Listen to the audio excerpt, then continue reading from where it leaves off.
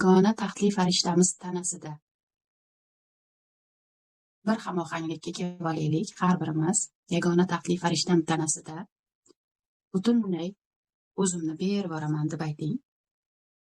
Hozirgi darsni butunlay yagona taxtli farishtam tanasida ilohiy ruhim eshitsin, ilohiy ruhim his qilsin, ilohiy ruhim o'ylasin, fikr qilsin, ilohiy ruhim gapirsin, ilohiy ruhim harakatlansin, ilohiy ruhim komfortni tayyorlab bersin. Har birimizni bir-birimiz bilan ulangan holatda birinchi proyeksiyamiz orqali, asliyatimiz orqali bu darsni berishim, har biringiz mani asliyatda darsni sizga ulab berishim, o'tkazib berishim orqali bir butunlikka aylanib ketilsin. Jannat platformasida ishga tushirilsin. Bu bajarilgan o'lchamga teleportatsiya qilinsin, markazlashtirilsin, hamohanglashtirilsin, sinxronlashtirilsin. Bu bajarildi. Bo'shliq nolga kelyapsizda, sabr bilan, sevgi bilan nolga yaxshilab kelib olganingizdan keyin boylik geniga o'tish qilasiz. Hadi, siz uchun xursandman. Muhabbat opa, men uyquga berilganman. Ongim karaxt holatda. Darslarni eshitib yozganim esimda qolmayapti. Darslarni eshityapsiz, ham yozyapsiz. Shunaqami, Muhabbat opa? Hech narsaga vaqtim yetmayapti. Bir pasda kech kirib qolyapti. Da. Chunki hozir 24 soat yo'q-da. 24 soat vaqtimiz yo'q. Hozir hamma narsa tezlashyapti.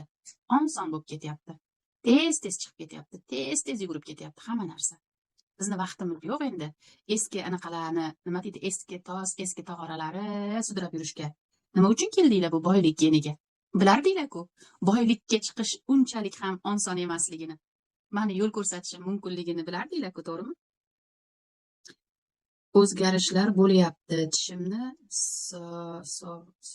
sog'izdiryapman. Tishimni solgizdiryapman. Jiringlab ketibdi. Yiringlab ketibdi.